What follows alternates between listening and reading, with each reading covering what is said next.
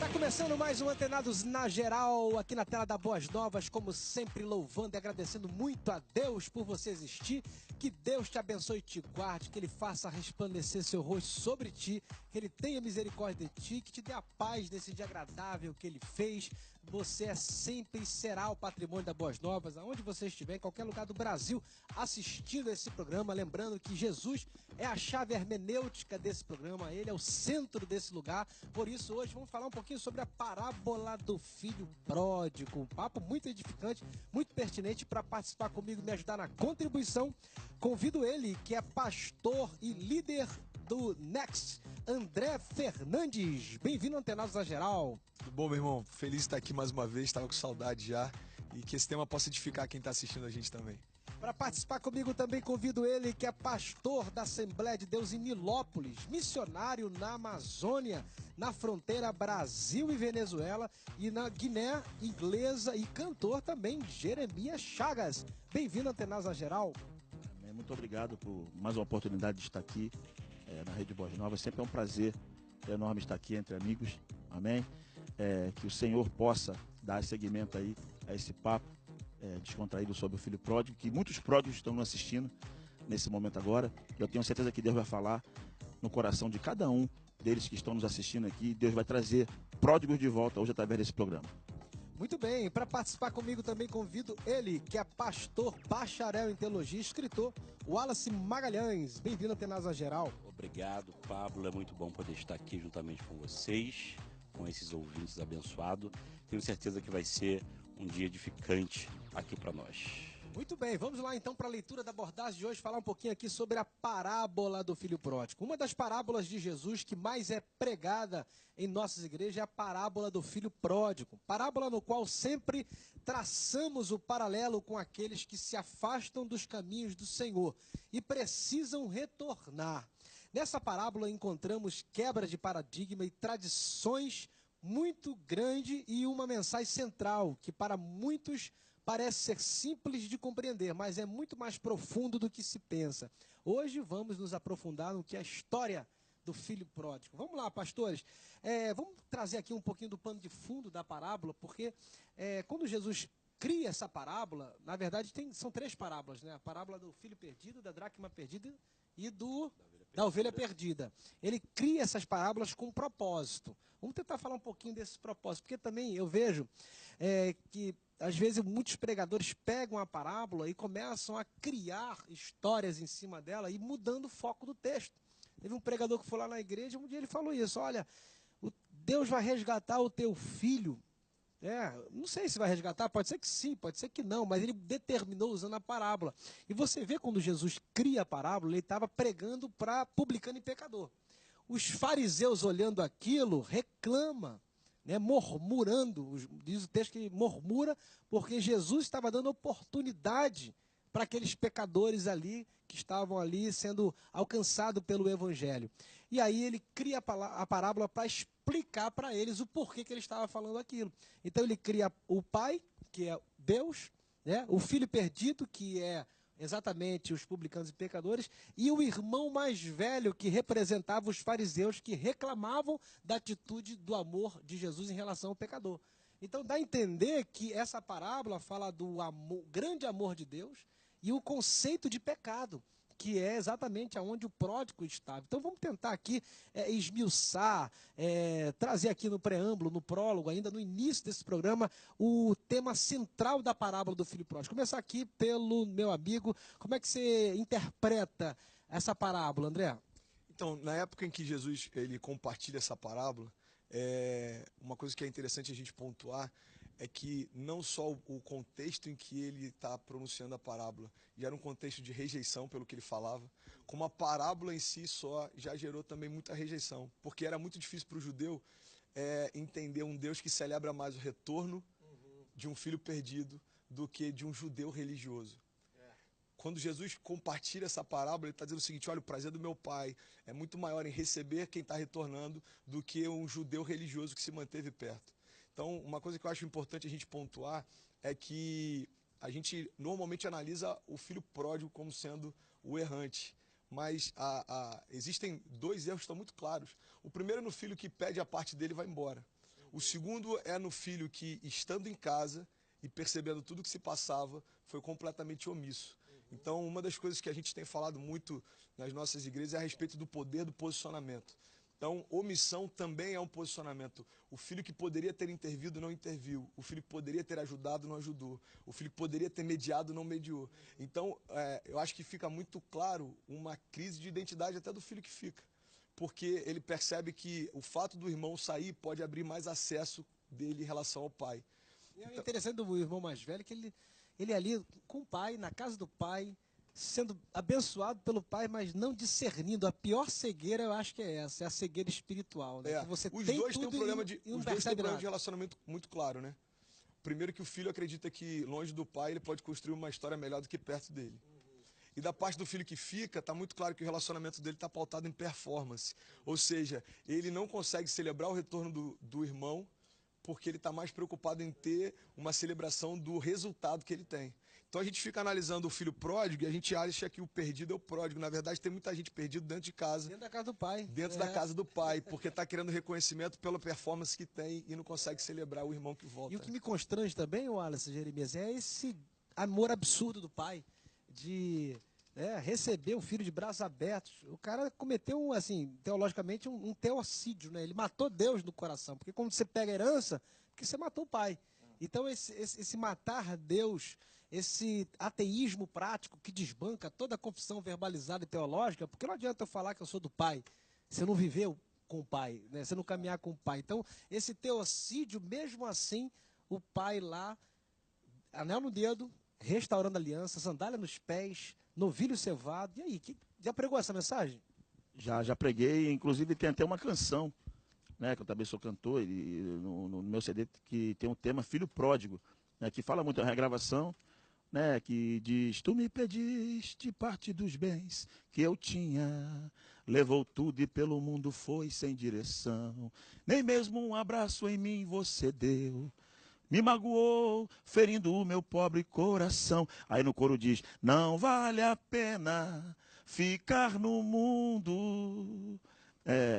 E estou até um pouco nervoso assim, por cantar aqui, assim, sem playback e tal, porque a gente não é muito acostumado, né? Porque o programa aqui não é de louvor, é mais de debate, e eu não quero tomar muito tempo. Mas essa canção, ela já diz tudo sobre essa pregação. Amém? E, na verdade, se você voltando ao que o pastor estava dizendo aqui a respeito, do irmão mais velho e do irmão mais novo, né, que o irmão mais velho, ele estava preocupado mais com as riquezas, com os bens materiais. E o pai, ele estava preocupado com a alma, com aquele pecador que estava perdido. Amém? O pai simboliza aí bem claro que é o amor divino, o amor, né, maior. Condicional pelo pecador. Que é o nosso Deus, que é o nosso Pai Celestial. Porque muitas das vezes até tem pais, hoje em dia, que não quer nem que o filho volte. Entendeu? E se ele sair, ele gastar tudo, ele que vá, entendeu? Procurar em outro lugar um abrigo, entendeu? Que ele não vai dar de jeito nenhum, a porta vai ficar fechada e ele vai embora. Mas Deus, ele tem um amor incondicional. Isso que nós aprendemos na parábola do filho pródigo, porque o amor de Deus, ele abrange a todos. Não importa se você pecou, o que você fez, Deus está sempre disposto a te receber de volta, desde que haja um arrependimento verdadeiro em seu coração. É uma parábola que reflete a graça de Deus. Ali a gente consegue discernir a graça do favor imerecido, né? Que você... eu lembro das frases dos puritanos, quando dizia: nada trago em minhas mãos, somente em tua cruz eu me agarro, porque o mérito é todo dele. É um amor que nos constrange. É impressionante. Eu nunca tive uma vida... fui criado na praia, na Barra da Tijuca. Assim, eu nunca passei por uma dor para aceitar o Cristo ressurreto. Eu tive que... Foi uma experiência de amor mesmo. Foi um constrangimento de uma visitação transcendente que me visitou. Eu tô que nem aquele cego, quando foi curado de nascença, perguntava: quem te curou, como é que foi? Ele falou: não sei, só sei que eu era cego e enxergo. Foi esse estalo, né, o que Sócrates diz quando a filosofia ela nasce do espanto. Foi esse espanto da graça que me alcançou pelo seu infinito amor revelado em Jesus. Então, essa parábola, ela fala muito sobre a graça de Deus, né, Wallace? Sim, sim. Eu já tive a oportunidade de falar sobre esse texto. Falei, depois eu desfalei, depois eu falei de novo. Como é que é isso? Tu falou, desfalou e depois falou de novo. Tem um período da nossa vida, né, que a gente lê a Bíblia... alguns erros teológicos. A gente lê a Bíblia cruamente. Não sei nem se a palavra existe, mas deu para entender. e a gente acaba interpretando dessa forma. E hoje eu consigo entender outras questões nessa parábola que eu não conseguia entender. E uma das questões que eu tento aplicar dentro dessa parábola também é a questão da religiosidade, porque o cara está em casa, ele está fazendo o que talvez agradaria o pai que ele fizesse. E quando ele está fazendo isso, talvez seria a performance que o pastor André falou aqui muito sabiamente, ele acha que ele deve ter o que o pai deu para o outro, sendo que o que ele faz não coloca ele em pauta para ele ter. O que o filho faz, que foi um arrependimento, uma sinceridade, porque ele sai de onde estava dizendo, pai, dizendo, vou falar com meu pai que eu não quero nem ser filho dele, eu vou falar com meu pai que eu quero ser um trabalhador dele. E aí, quando ele chega, ele fala, pai, eu pequei contra o céu, perante ti, não sou digno de ser chamado seu filho. Em outras palavras, ele não quer mais ser filho, ele só quer ter um lugar para comer, para dormir e ter um conforto ali. Ele não quer viver aquela situação. E o pai diz para ele, não, você continua sendo meu filho. O filho que estava em casa não conseguiu entender que também era filho. Ou seja, ele não conseguia se colocar no papel do filho. O filho que saiu, ele conseguiu se colocar pela sinceridade, da imperfeição, das atitudes que ele tinha. Porque, infelizmente, hoje, o evangelho é pautado na perfeição, né? A pessoa, para ser cristã, ela tem que ser perfeita. Então, se você topar, você não pode xingar, você tem que dizer glória a Deus, aleluia, subcanta, relabaxé. Crente não tem momentos de aborrecimento, crente não tem momentos de furor, de estresse, e eu sou ser humano, e eu tenho esses momentos. Eu fiz um vídeo esses dias na internet, e eu falei, gente, todo mundo tem, às vezes você tem vontade de falar assim, vá, não sei para onde, e acabou. Eu acho que hoje a gente precisa fazer com que as pessoas entendam que Deus não quer filhos perfeitos, Deus quer filhos sinceros. Porque quando você é sincero, você para Deus é perfeito. Perfeito, que eu quero dizer, é quando o cara segue uma lista de regras e ele já acha que é santo, ele já acha que está bem, ele já acha que O André foi alcançado. tocou num ponto importante aqui, falando do perdido na casa do pai. Isso é interessante porque, de fato, os judeus ali tinham essa crise de aceitar o outro, que é diferente. A religião faz muito isso, né? Ela é muito... é uma espécie de facção, um feudalismo, um grupinho. Aí você vê isso, claro, em Atos 10, quando Pedro ali teve aquela revelação do lençol, e aqueles animais, e Deus mandando ele comer, e ele não come, porque ele diz que não come um animal impuro, e aí Deus vai e fala para ele, como é que você chama de impuro aquilo que eu purifiquei? E Jesus estava ali querendo instruir Pedro a ir na casa de Cornélio, que ele achava que Cornélio, como gentil, não podia se relacionar, e ali é uma nova história de alcançar os gentios, que é um pressuposto do judeu não se relacionar com o outro. E essa crítica dos fariseus em relação à atitude de Jesus foi exatamente dessa religiosidade que separa, sendo que o evangelho não separa, ele une, ele atrai, ele salva, ele alcança, né? E eu lembro da ordem de Melquisedeque, que exatamente fala isso, da salvação daqueles que são da igreja invisível, que vai ter muita gente da igreja invisível aí que vai ser salvo. E muitos da igreja visível, que estão perdidos dentro da casa do Pai, que vão achar que vão para o inferno pensando que vão para o céu.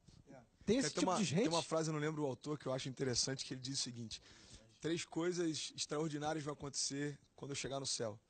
A primeira delas é eu perceber que estão lá pessoas que eu nunca imaginei que estariam. A segunda é perceber que não estão lá pessoas que eu sempre imaginei que estariam. E a terceira é eu perceber que eu mesmo consegui chegar lá. Então, a graça fala de ausência de mérito. E o problema é que você percebe que nessa parábola, Jesus ele toca alguns pontos centrais. Por isso que talvez seja uma das mais conhecidas no mundo inteiro. E pessoas que não têm acesso ou não celebram o evangelho conhecem a parábola em si. Porque Jesus fala de pecado, Jesus fala de identidade, Jesus fala de filiação, Jesus fala de graça, Jesus fala de um novo começo. Ele pega todos os pontos centrais. Alguns teólogos chegam ao ponto de considerar a parábola do bom samaritano o evangelho dentro do evangelho, porque resume tudo ali.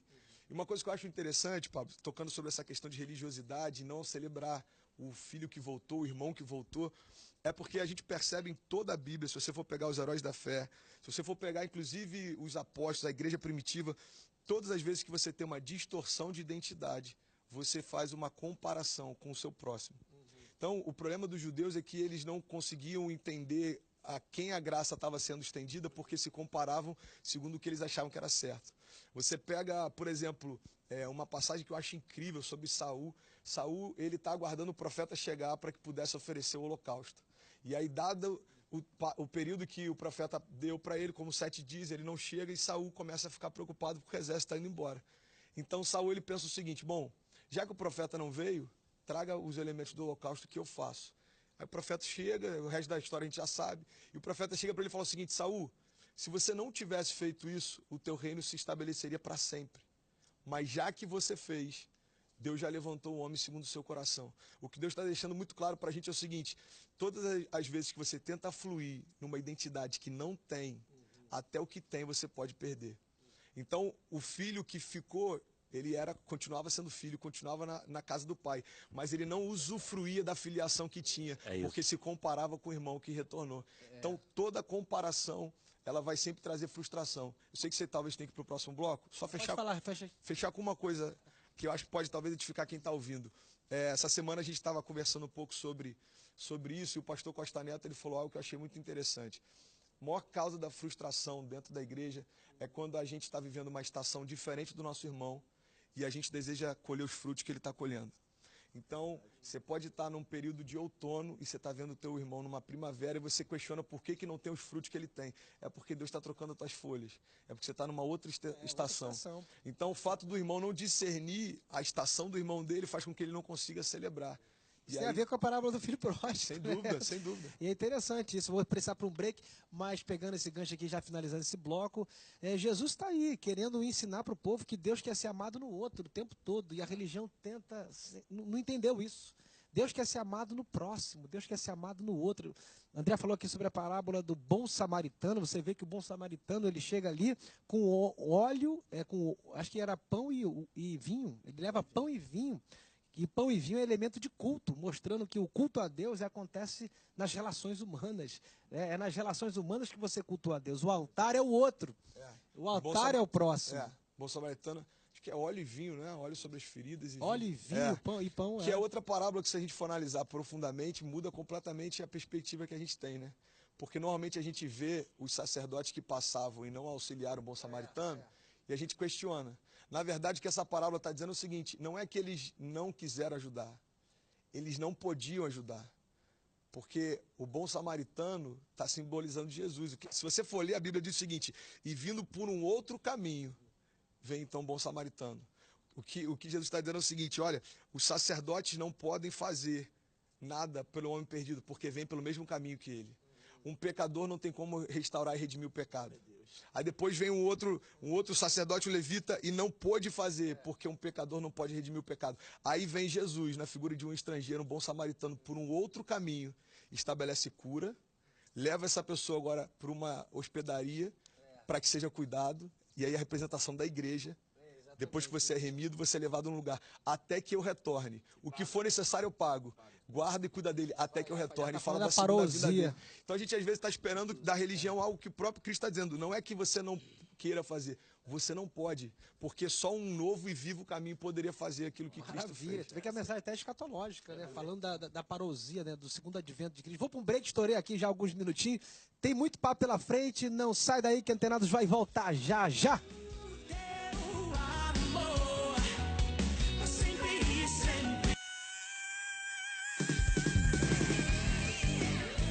Estamos de volta, segundo bloco do Antenados na Geral, com muita alegria em ter você aqui. Lembrando que esse programa é seu, você pode participar. O telefone vai passar aqui debaixo da sua telinha, manda pra mim uma pergunta, um tema, pode gravar um vídeo no WhatsApp. Você visita nosso canal no YouTube, ali tem o BN Play, quem não tiver TV em casa, Boas Novas, BN Play é ao vivo, 24 horas ali, você pode assistir, indicar para alguém, esse programa vai para lá, você pode revê-lo também. Visita a página no Facebook, Instagram, queremos a sua participação.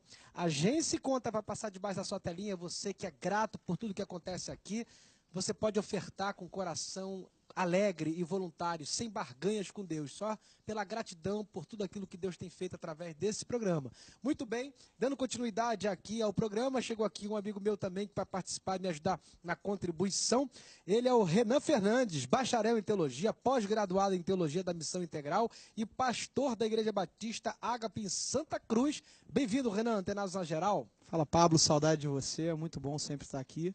Espero que possa contribuir aí com esse bate-papo que já começou aí. Vamos lá, no primeiro bloco a gente falou demos um ampassant aqui, arranhamos um pouquinho sobre a parábola. Já queria passar a palavra para você aí. O que você entende da parábola do filho pródigo? Quais são os principais pontos que você acha que a gente deve abordar aqui nessa tarde?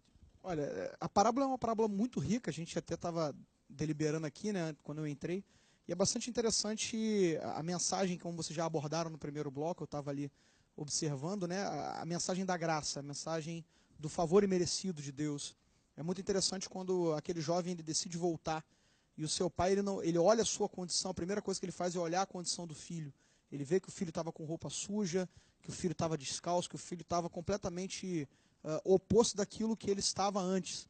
Eu acho muito legal a obra do pai de trocar as vestes do filho, de colocar uma nova sandália, de colocar um anel nos dedos, simbolizando o compromisso que ele tinha com seu filho.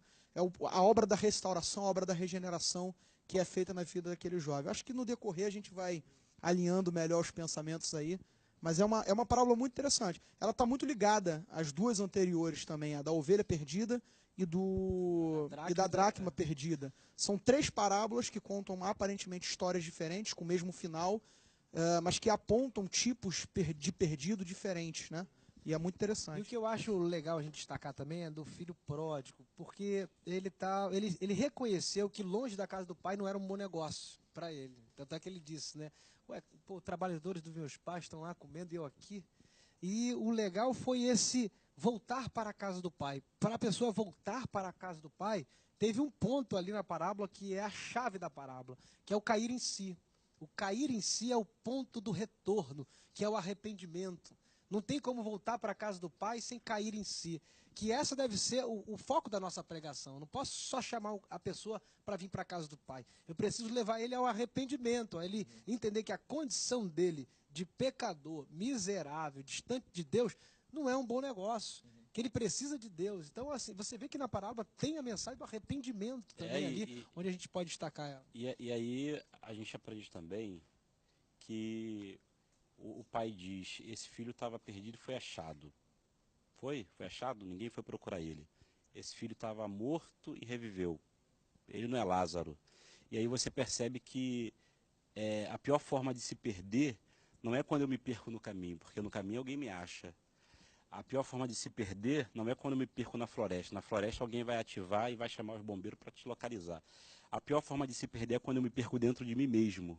É quando eu me perco dentro dos meus pensamentos, dentro das minhas ideias, quando as influências externas acabam comprometendo os meus pensamentos internos. E aí, só eu caindo em si, só eu entendendo o que eu realmente fiz, é que eu consigo me localizar novamente no caminho. Em si. Que é o cair E o em si. cair em si, levantar-me-ei. Ainda tem esse detalhe, né, Jeremias? Não adianta só cair em si, o cara ficar refletindo filosoficamente, caramba, eu sou um pecador, porque existe o remorso. Vacilão. Sou um vacilão. Hein, Pablo? Cair em si, levanta e vai. Eu gostaria de dizer até que quem está nos assistindo agora aqui nesse programa que é líder em audiência, né? Esse programa que é assistido lá na Venezuela, onde a gente faz missões, na fronteira, no Amazonas, em Mesquita, onde tem a casa dos meus familiares ali em Mesquita, amém? Então, o pródigo, né? O arrependimento, ele só vem quando tudo se acaba.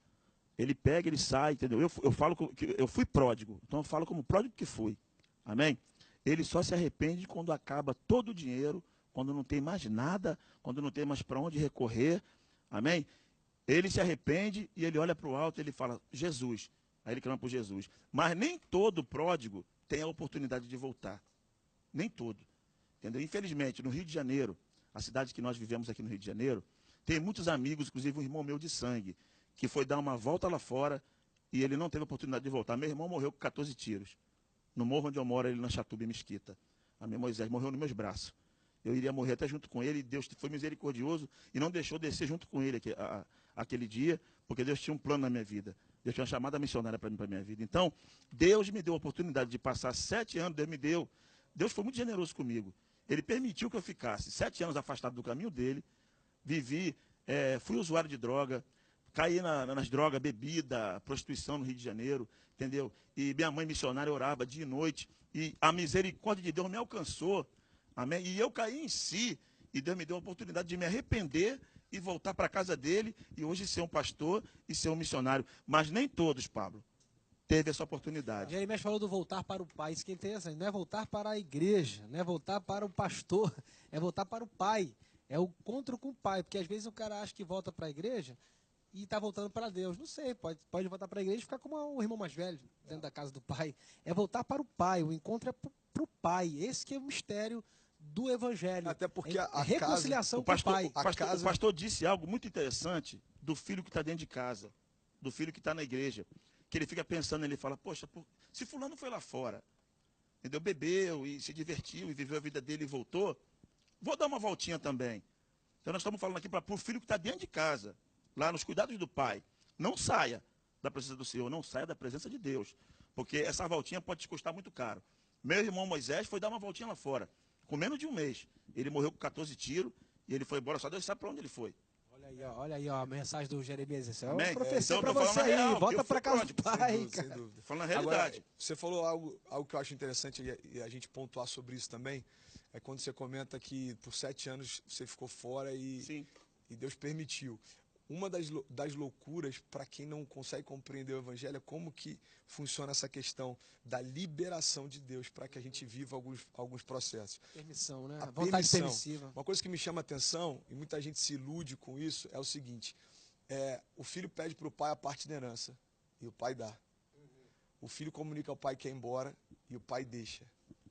Então preste atenção, se a gente começa a entender que a liberdade que tem no evangelho significa aprovação para fazer o que quiser, a gente transforma da graça uma graça barata.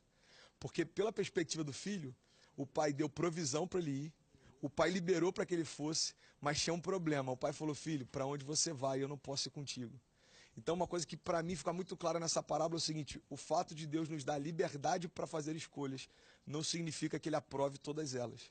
Então, o filho teve liberdade da parte do pai, mas não tinha a alegria do pai na decisão que tomou.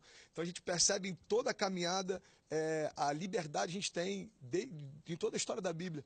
E aí que entra uma questão, Pablo, que eu queria compartilhar rapidinho, que se eu tenho liberdade para tomar escolhas, como é que funciona essa questão do projeto que Deus tem para mim? Porque o pai tinha um projeto para aquele filho. Quando ele retorna para o pai, o projeto do pai foi restaurado. Você concorda comigo? Ele recebe um anel, ele recebe honra, ele recebe novas vestes, ele recebe calçados. Ou seja, o pai está dizendo para todo mundo o seguinte, o que eu tenho para você não morreu, continua vivo. O que eu sempre sonhei para você continua ativo. Então uma coisa que eu acho interessante, eu estava conversando com alguns jovens esses dias, é como é que funciona essa questão da predestinação em Deus. Porque a palavra diz que nós fomos predestinados em Cristo. Como é que funciona a predestinação? E eu tentei explicar para eles de uma forma, eu acredito da seguinte forma. Deus ele já construiu uma história para a gente. Se você vai vivê-la ou não, isso é uma questão sua e depende do teu posicionamento. Agora, enquanto você estiver nele, a história que ele tem para você continua viva. Pastor, Claro. antes de eu nascer, minha mãe já era missionária. Minha mãe foi missionária há 50 anos aqui no Rio de Janeiro, ali atrás do Campo da União, no pé do Monte Oreb ali, no Morro da Chatuba. Missionária Cecília. Minha mãe, antes de eu nascer, ela foi numa oração e ela recebeu uma profecia de um profeta que dorme no Senhor hoje, chamado irmão Cosme. E disse, eis aí minha serva, minha palavra contigo. Eis que com comprimido ou sem comprimido, Jeremias vai nascer e vai ser pastor na terra. Amém? Então, eu até tentei ser muitas coisas. Amém? Minha mãe me criou na igreja, indo para o monte. Todo sábado era dia de monte. Quem não ia para o monte por bem, ia apanhando. Até lá em cima no Monte Oreb, tinha que orar. Era lei mesmo. A minha irmã está aqui, a professora Suzilene está aqui comigo aqui. Ele está assistindo aqui o programa. A graça Amém? Tem muita gente assistindo aí que livre-arbítrio conhece. não, irmão. É verdade. Você era predestinado a isso. Não tinha. Ainda bem que eu não nasci na sua casa. É isso. E minha Foi mãe pegava o predestinado, chinelo. meu irmão. Minha Foi mãe predestinado. levava o chinelo para o monte. Ela ungia o chinelo. Ela trazia o chinelo ungido. E ela fazia todo mundo orar para Deus mandar o café, o almoço e a janta. E acabava de orar, batia a palma no portão. E as pessoas vinham trazendo pão, trazia carne, trazia tudo. Que minha mãe era uma mulher que ela tinha muita intimidade com Deus. Então eu tentei ainda sair da presença de Deus e viver a minha vida fora. Tanto que eu fui criado, eu falei, rapaz, eu vou ser jogador de futebol, eu vou ser alguma coisa e tal. Tentei ser muitas coisas. Só que Deus tinha falado antes de eu nascer que eu ia ser pastor. E aí Deus abre uma porta para me ser paraquedista. 18 anos, vai para Brigada Paraquedista. E fiquei ali por 7 anos. Deus me deu uma vaga de estabilidade no 25º Batalhão de Infantaria Paraquedista. Me deu uma vaga dentro da banda de música da Brigada Paraquedista. Fui corneteiro, fui da banda de música, estava tudo estabilizado, tudo bem. Aí esqueci de Jesus, fui dar uma volta lá fora. E o que aconteceu? Perdi tudo, fui preso, fui expulso, licenciado bem na disciplina. Ali na 31 DP, Ricardo de Albuquerque, quando eu fiquei ali, fui preso por 2 PM crente e me levaram para a delegacia onde o delegado era o pastor Joel, que está assistindo aqui. Era da quase uma 31 congregação DP. ali, né? Isso. Tinham desviado dois crentes levando pro pastor. Foi preso pela igreja. Foi preso pela igreja, Jeremias. Eu fui preso porque eu quis fugir do propósito de Deus. E Deus tinha uma promessa na minha Tu é vida. calvinista, cara. Tu é calvinista. Amém? meu irmão. Deus tinha uma promessa na minha vida. Foi predestinado Eu pelo sou- chinelo eu sou ungido. pródigo. Eu tenho ganhado milhares de almas pelo Brasil. Quem está assistindo aqui a Boa Nova me conhece, meu testemunho é o mesmo. No Amazonas, em Roraima, no Pará, na Venezuela, na Guiana Inglesa, no Maranhão, por onde passei, por onde tenho passado, é o mesmo testemunho. E milhares de almas têm se rendido aos pés do Senhor, milhares de pródigos têm retornado. Por quê? Porque eu sou um pródigo. Eu sou um produto de Deus. Eu sou um produto que Deus existe e da misericórdia de Deus que me alcançou. Dentro da 31 DP, do dia 7 para o dia 8 de janeiro de 1998, Deus mudou a minha história quando eu fui preso. Que eu achei que eu tinha perdido tudo, e eu não tinha perdido tudo, porque tudo é Deus. Amém? E ali naquela Tudo delegacia, sem Deus é nada, né? o delegado ligou para minha casa, pregou para mim, me exortou, perguntou qual era o meu nome. Falou, qual é o teu nome? Falei, meu nome é Jeremias. Ele falou, tem nome de crente, nome de profeta. Ele começou a pregar para mim, ligou para minha mãe foi lá na delegacia com a minha irmã Cacisleia e me levou de volta para casa de manhã. Ele me entregou nas mãos da minha mãe. E eu voltei para Jesus. Caiu em si. E Deus fez, Pablo, o fim virá começo da minha vida. Amém. E aí eu comecei a caminhar por fé, pela fé. Gravei o primeiro CD quando eu não tinha dinheiro, não tinha condições. Deus me deu um concurso da gravadora Rio Gospel, aqui no Rio de Janeiro. Gravei o segundo CD sem dinheiro. O terceiro, já estou no quinto CD. E Deus tem me sustentado, até no meio das aldeias indígenas. Lá na tribo Apixana, na Maloca da Barata, amém, por onde fui, na tribo do Alto do Arraia, nos Ticunas, lá na Colômbia, na fronteira. Deus tem me dado o que é de melhor. Mesmo na aldeia indígena, meu pastor, mesmo lá dentro da tribo, o índio vem e pergunta para mim, pastor, o que é que o senhor quer comer? Água de coco. É forte. Amém, igreja? Vambora. Água de coco, açaí. Ó, Amém? Vou marcar vou marcar um outro programa para tu contar esse testemunho aí. Eu Esse sou é forte pródigo, demais, eu rapaz. sou um produto de Deus. Não, esse é um testemunho bonito, foi pertinente, foi legal, porque às vezes tem gente aqui que tem filhos perdidos e está sofrendo. Tá aí, ó, um testemunho vivo, anel no dedo, veste nova, Aleluia, sandália Senhor. nova. Hoje está comendo o maná do céu, né? Tá Me testemunho. emociono com, Obrigado pelo com teu esse tema de testemunho. programa, por estar aqui. É bom lembrar do que Deus É. fez, né? Eu amo. Que às vezes a gente É uma está boa preocupado nostalgia. com promessas que ele ainda não cumpriu e É, a gente esquece e das esquece promessas que já do estão. pão virar. Amém. Já Eu foram amo a Boas cumpridas, Novas. né? Pastor Jonatas Câmara faz parte da minha história. Em Manaus, quando eu cheguei lá, não tinha nada, não conhecia nada nem ninguém. Vou, Me abraçou, deixa eu lançou meu terminar aqui. trabalho e hoje eu estou aqui. Glória a Beijo pra Deus. tu. agradeço a oportunidade do Beijo nome pro de pessoal Jesus. de Manaus. Um beijo pro pessoal de Manaus que Mas assiste. foi Manaus, Amém, lá Senhor. Manaus é top lá, Boas Novas. O pessoal assiste Glória a muito. Deus. Beijo pro Domina lá, pessoal né? de Manaus. Vamos lá, Renan. Um ponto que se destaca na parábola do filho pródigo.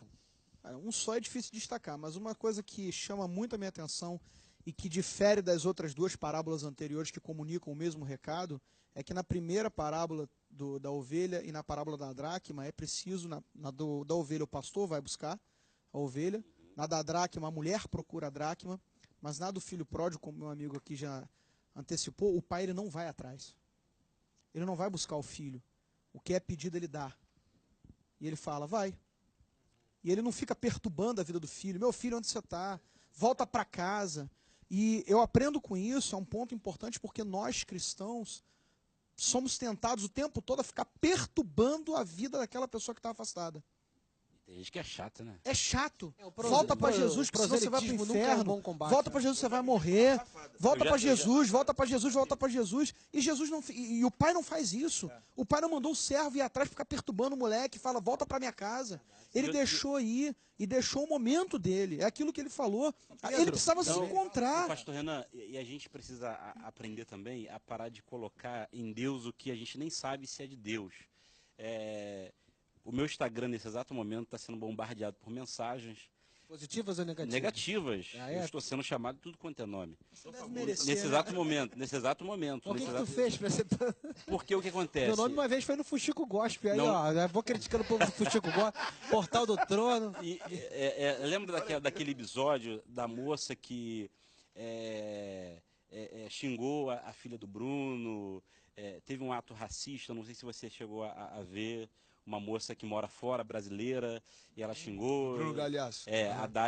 A Dai Marcarte. E aí, eu estou fazendo um trabalho na Cidade de Deus, de alimentos para crianças, e o vídeo chegou nela, o vídeo desse trabalho, e ela me mandou uma oferta para ajudar, para comprar telhas, porque as pessoas ficaram sem telhas lá. O pessoal mora numa situação bem deplorável. Eu até falei com a Daiane para levar para a obra social da sua igreja esse projeto. E aí eu fiz um vídeo agradecendo, né, porque ela se retratou do que fez e tudo mais. O passado dela não me importa. O que me importa é o que ela está fazendo agora. Ela vai responder pelo que ela fez. Então, ela sofreu um acidente domingo, agora, de carro. O assessor dela falou comigo. E eu botei uma mensagem positiva, né? Pedindo positividade, enfim, para Deus abençoá-la. E o pessoal caiu em cima de mim. E teve pastores fazendo vídeos, jogando no Facebook. Tá vendo? É a mão de Deus. Eu não posso dizer o nome aqui, né? Do ser humano. Mas, enfim, eu não posso, eu acho interessante o que o pastor Renan ressaltou aqui, porque o pai poderia dizer assim para o filho: filho, tá vendo? Tu tem que ficar aqui. Tá passando porque saiu de casa sem vergonha. E o pai em nenhum momento apontou o que ele tinha feito. O pai em nenhum momento ressaltou o que ele tinha feito. O pai apenas abraçou ele por aquele momento, restituiu. Ele construiu uma base tão segura que ele sabia que no momento em que meu filho precisar voltar, ele sabe para onde voltar. E aí as pessoas, eu não concordo com, né, algumas coisas dos evangélicos, né? E eu falo, parece que não sou evangélico, mas Sei como é isso. é porque o pessoal, Eu me identifico. o pessoal fala assim: não, se tu não fizer, Deus vai te colocar no leito. Eu não concordo com essas teorias. Entende? Para mim, uma pessoa soberana. Se não der o dízimo, vai dar na farmácia. Vai quebrar o carro. E aí, sabe, amedrontar o povo dessa forma Terror para escatológico. dizer que Deus é soberano, não mostra a soberania de ninguém. É o famoso terror escatológico, Porque né? se o cara é soberano. Quem não vem pelo amor, vem pela Se o dor. cara é soberano, Vem pela graça ele não sempre, precisa te não é punir dor porque nem tu não amor, é fez o graça. que ele queria que tu fizesse. Tu vai plantar aquilo que tu colheu na tua vida. São atitudes tuas. Se tu quebrar princípios, você vai responder por isso. Agora, não coloca na conta de Deus aquilo que ele não tem nada a ver com isso. Vamos para mais um intervalo. Temos aí 2 blocos pela frente. Não sai daí que Antenados vai e volta já já. A história que Deus tem para mim, o choro pode virar uma noite, o mundo inteiro, meu Deus não te abandona. Muita alegria, estamos de volta. Terceiro bloco do Antenados na Geral. Você que está ligando sua TV agora, assistindo, abrindo aí, pegando papel e caneta para anotar e crescer. Esse é o programa que te ensina a palavra de Deus, exalta a palavra de Deus. Um beijo grande para você que está sempre participando comigo. Eu passo na rua, as pessoas param agradecendo. Eu conheço gente que sai correndo do trabalho para chegar em casa para assistir o programa, dizendo que é muito abençoado. Então, um beijo grande para você aí que está sempre conosco assistindo. Milhões de pessoas nesse momento estão ligadinhas no Antenados na Geral, vários lugares do Brasil e do mundo também, porque pela internet a gente alcança o mundo inteiro. Ó, já ia falar os 4 cantos. Me mandaram um vídeo esses dias de um pastor pregando, falou que a terra é quadrada. Porque Jesus falou: ide por todo mundo pregar o evangelho, toda criatura, nos 4 cantos da terra. Ele falou que a terra é quadrada porque tem cada uma, né? O sol aí é uma loucura. Revelamentos. Olha aí, pastores, uma perguntinha que eu queria que vocês me ajudassem a responder. Já que falamos um pouquinho sobre o contexto histórico, algumas aplicações teológicas, mas como podemos contextualizá-la, essa visão da parábola do filho pródigo para os nossos dias? A gente até tocou um pouquinho o testemunho do Jeremias, é uma contextualização da parábola do filho pródigo, mas vamos contextualizar um pouquinho mais. Porque como Jesus estava falando com os fariseus, ele estava falando para religiosos ali. Então essa mensagem também funciona não apenas para quem está do lado de fora, mas para quem está do lado de dentro. E aí, como é que a gente explica para aquele que está perdido dentro da casa do Pai? Como é que a gente consegue dilatar as percepções espirituais daquele que está perdido dentro da casa do Pai? Porque às vezes o cara que está perdido não sabe que está perdido. Precisa de alguém explanar, explicar, abrir o leque, né, para mostrar: ó, tu está perdido, cara, tu está aqui, mas tu está morto. Você tem todos os benefícios do Pai, mas você não discerne, porque a verdadeira espiritualidade é esse discernimento, né? É a percepção, é a simplicidade do Evangelho. E aí, às vezes, o cara está lá com toda a indumentária, tem a carteirinha, tem o dom, prega, canta, é pastor, tem cargo na igreja, mas e aí? Será que ele pode estar perdido na casa do pai com todo esse aparato por trás dele religioso? A grande verdade é que se a gente for analisar a segurança que a gente tem no lugar que a gente está, isso pode trazer mais morte do que vida. Então, vou dar um exemplo. A casa para o filho que ficou se tornou um lugar de morte, porque a segurança dele era onde ele estava e não em quem ele era. A identidade para ele ficou algo como secundário, mas o que ele fazia se tornou principal. Então, vou dar um exemplo. E às vezes um pecado para um cara desse se faz bem, né? Sabia? É porque como você inverte a ordem de importância, você passa a não celebrar o que Deus celebra. E se você não celebrar o que Deus celebra, você também não vai rejeitar o que Deus rejeita. Então você pode não ter mais alegria no novo começo, e você pode estar mais preocupado em apontar o pecado. Então o que Jesus está dizendo para os religiosos daquela época é o seguinte: eu não vim para apontar o pecado, eu vim para revelar o caminho. Está muito claro na mensagem de Jesus. Uma coisa que eu acho interessante, a gente tem experimentado na nossa igreja nos últimos anos, é que ano passado, por exemplo, a gente começou uma igreja em Cabo Frio. Então eu lembro que estava eu, minha esposa, algumas pessoas da igreja, a gente tinha 70 pessoas na sala de uma casa. Ontem a gente teve um culto lá. Um dos nossos pastores pregou, foram 57 novos começos, ou seja, reconciliações e pessoas aceitando Jesus pela primeira vez. Em um ano a gente saiu de uma sala de uma casa para uma quadra, tem dado 1000 pessoas toda segunda-feira. Ok, onde é que você quer chegar com isso, pastor? Eu quero chegar no seguinte: a gente tem tido uma graça de começar igrejas sem templos. E o que isso tem feito no entendimento da igreja? As pessoas estão aprendendo a ser igreja independente da estrutura da igreja. Quando você cresce sem ter necessidade de paredes, quando as paredes vêm, isso não deforma a tua identidade, porque você aprendeu a crescer sem elas.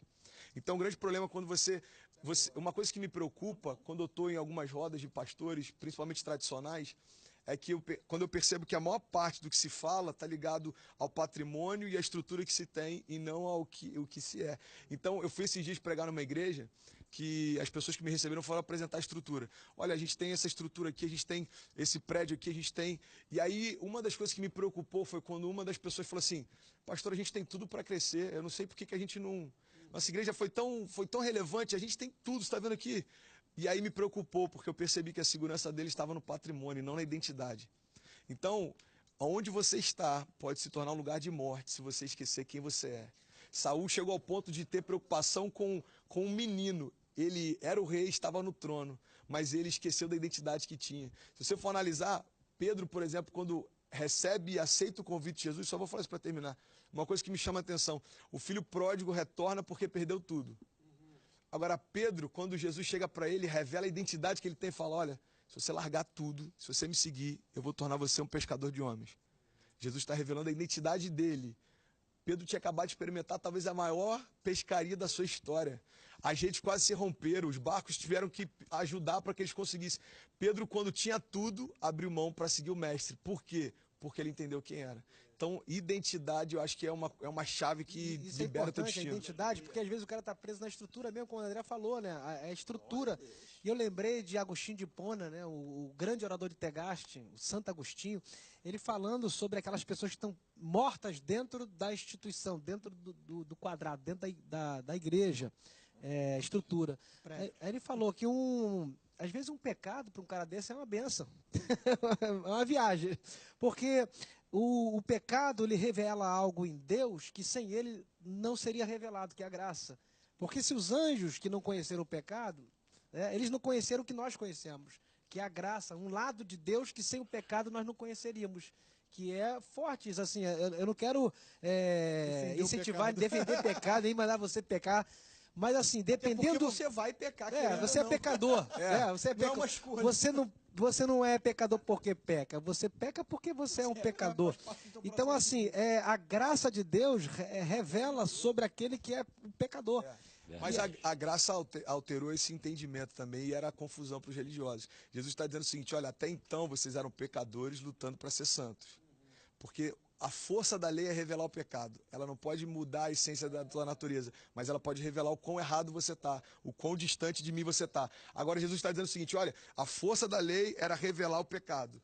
Agora a força da graça é fazer com que a tua natureza agora não seja mais pecadora. Agora você é um santo que tem autoridade sobre o pecado. Então a loucura para eles é, cara, como assim, Jesus? Está todo mundo lutando aqui, todo mundo se vê como pecador e luta para ser santo. Agora você está dizendo que em Cristo eu posso me tornar santo e ter autoridade sobre o pecado? É.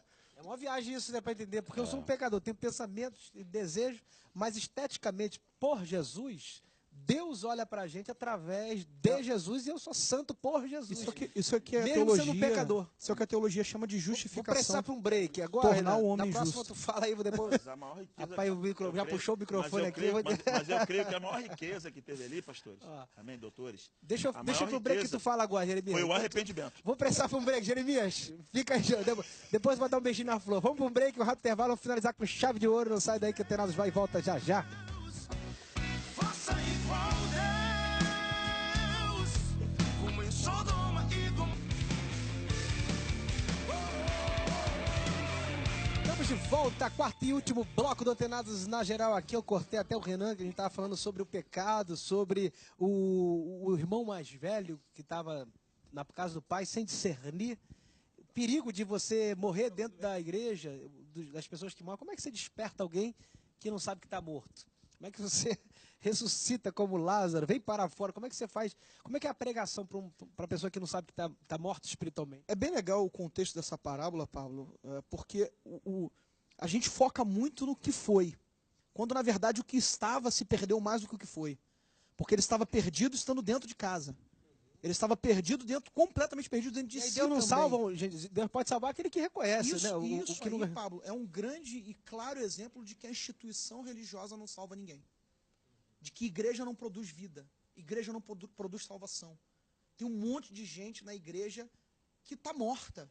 Que acha que A tá igreja viva porque prédio, tá ali. que Igreja produz é o prédio. evangelho. Sim, igreja no sentido de prédio, né? Está dentro da instituição religiosa e considera-se salvo porque ele vai aos domingos, ele cumpre o rito religioso. Quando, Ele segue as regras que a igreja Exato, impõe. quando na verdade ele está perdido exatamente como o irmão do filho que se foi. Porque o que se foi, ele pelo menos ele teve a oportunidade de reconhecer e de retornar por conta própria. Ele reconheceu que aquela situação que ele estava vivendo era uma situação ruim, de humilhação e que ele não precisava daquilo. Que ele tinha uma vida muito melhor com o pai. E ele volta. Agora, aquele que está na casa, ele não foi, mas ele continua perdido. Porque, e é o que a gente mais vê na igreja, infelizmente, porque quando vê o pecador se arrependendo, ele quer se tornar juiz. Ele quer julgar, ele quer culpar, ele quer fazer e quer acontecer. Então, na minha opinião, esse está mais perdido do que o que se foi. Porque o que se foi corrigido no meio do caminho. Esse, ele continuou no pecado. Ele continuou perdido mesmo estando dentro da casa. Posso só chamar a atenção para um ponto aqui? Uma outra coisa que me chama a atenção sobre o que o pastor pontuou também é... Está muito claro em toda a palavra, em todo o Novo Testamento, que celebrar o que Deus faz na vida do outro libera uma estação de milagres para a nossa. Você tem uma passagem que eu acho incrível, um detalhe tão simples que às vezes a gente não presta atenção, é sobre a mulher do fluxo de sangue. O que eu acho interessante é que a filha de Jairo está lá precisando de socorro, Jairo está acompanhando Jesus e no meio do caminho a mulher do fluxo de sangue aparece. O que acontece é que, se Jairo não tivesse a alegria de celebrar o que Deus está fazendo no meio do caminho, talvez o milagre para sua casa não estaria disponível. O que Jesus está dizendo é o seguinte: não, fica calma. O fato de outras coisas acontecerem no meio do caminho não impede o teu milagre. O milagre vai chegar na tua casa. Então, às vezes a gente acha que o fato de Deus fazer na vida do outro é quase como se fosse um impedimento para fazer na nossa. Talvez a preocupação do irmão era a seguinte: bom, se a parte do meu irmão na herança já foi liberada, agora que ele volta, será que o meu pai vai pegar a minha e dividir de novo por dois? Às vezes a gente não se preocupa com um ministro que volta porque talvez ele possa ter tanta abertura quanto a gente. Às vezes a gente não se preocupa com, ou não celebra um irmão que volta porque a gente está mais preocupado com o papel que a gente já tem onde está plantado. Então a gente está achando que tudo tem a ver com a gente, quando na verdade tudo tem a ver com o outro. E outro ponto dessa parábola, bem mais para o final, eu consigo entender também que todas as vezes que eu me afasto de Deus, alguém se aproxima de mim. E todas as vezes que essa pessoa se aproxima, geralmente é um falso amigo, é uma falsa ajuda e é alguém que quebra princípios para fazer eu também quebrar princípios. E todas as vezes que uma pessoa que quebra princípios se aproxima e eu deixo ela se aproximar, ela vai fazer com que eu faça aquilo que ela faz. E aquele rapaz está lá numa situação delicada, sem nada para comer, sem trabalho, e alguém se aproxima dizendo que vai ajudar, né? Que quer ajudar. e aí dá um trabalho e coloca ele lá no meio dos porcos, e ele fica lá achando que aquilo é um degrau para favorecer pela situação que ele estava vivendo. Quando, na verdade, ao invés de subir, ele estava descendo mais. Ao invés de melhorar, ele estava piorando mais. E aí, depois disso, ele cai em si. Então, as pessoas que se afastam de Deus, da família em si, tem que ter cuidado com as pessoas que se aproximam delas. Porque essas pessoas podem, ao invés de ajudar, levá-las ao buraco muito mais rápido. E é um buraco muito mais profundo do que elas já estavam. E aí, Jeremias, sua vez aí. Amém. Quero primeiramente mandar um abraço para minha esposa, a pastora e cantora Natália Reis. Está me assistindo. Amém. Primeiramente, o programa já está terminando. Primeiramente nesse bloco, né, nesse Jeremias? bloco. Primeiramente nesse bloco. Nesse bloco. Os pastores aí. Amém. Obrigado, Pablo. Obrigado. Amém. O Jeremias E está com medo de dizer apanhar. para você que é pródigo, que está nos assistindo, amém, para você não esperar muito tempo, venha logo, venha hoje mesmo para Jesus, venha, porque muitos não tiveram, como já foi pregado aqui antes, a oportunidade de voltar com vida para a presença de Deus. O Pai te chama hoje, então venha hoje, sem demora, sem tardar, amém, venha para Cristo, sai desse lugar escuro que você está, sai desse buraco, se arrepende, amém, porque o Espírito Santo de Deus está te visitando agora nesse momento, aonde você estiver, em todos os cantos, no Amazonas, em Belém do Pará, no estado do Pará, no Maranhão, Rio de Janeiro, São Paulo, onde você estiver ouvindo essa mensagem, arrepende-te e venha para Cristo, amém, porque Jesus tem um anel e roupas limpas para te dar. Deus Maravilha. abençoe. Obrigado, pastores. Obrigado, Brasil. Obrigado você que me ouve. Um beijo grande. O programa foi pra conta. O culto continua. Até a próxima. Uhul. Para os perdidos.